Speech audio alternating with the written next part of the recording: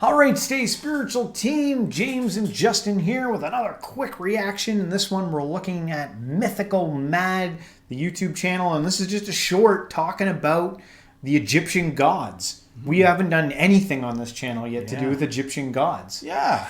So let's do about time. Yeah, let's learn a little bit about that.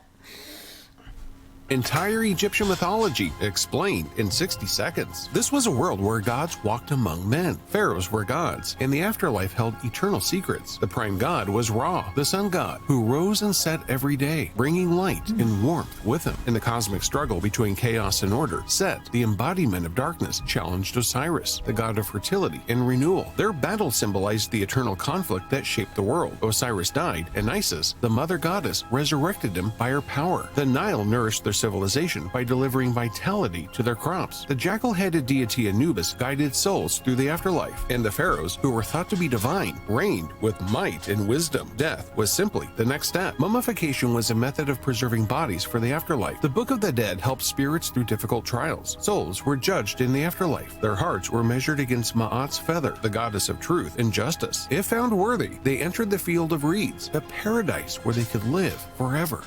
So a bit of a hard sell by today's standards, heaven being a field of reeds. Yeah, I guess so. Competing against streets of gold and 70 virgins or whatever. Right, but it's got to be like symbolic, you know? Probably represents something like abundance, I guess, or just freedom to run through a field. But anyway, all of Egyptian gods covered in 60 seconds.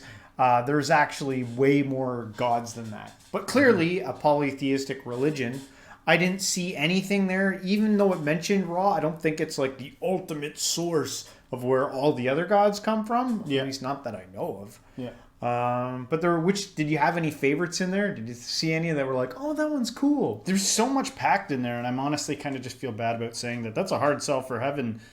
You know, it's just interesting when anything talks about heaven. There was so much packed into there, but the thing that stood out to me was the end was that they said their paradise is a field of reeds.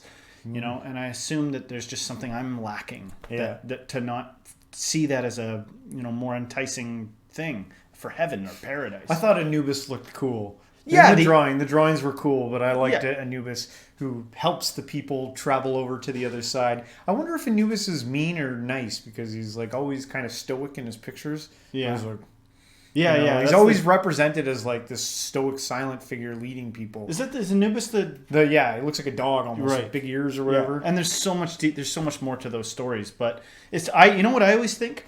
I always think of like Egyptian mythology or, Egyptian beliefs in like Greek mythology and stuff as like, that would have been the Avengers back then. You know what I mean? Like that would have been like the way we think of the Avengers. And it even mentioned in there though that their leaders were like considered gods. Like the people were like treated as gods. Wow. Yeah. So imagine that.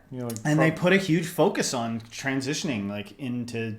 They got like a whole book of the dead. Like that was not something they overlooked. Was the transition from life to the afterlife. Yeah, it seemed to be a big deal for them. I feel like with all faiths, all beliefs, doesn't matter where your traditions, death is always like a prime focus. Except for in like maybe modern age. Now we don't like to talk about death. Like we don't. Yeah, that's a kind of I noticed that about like maybe scientism or something like that. We don't like to talk about death.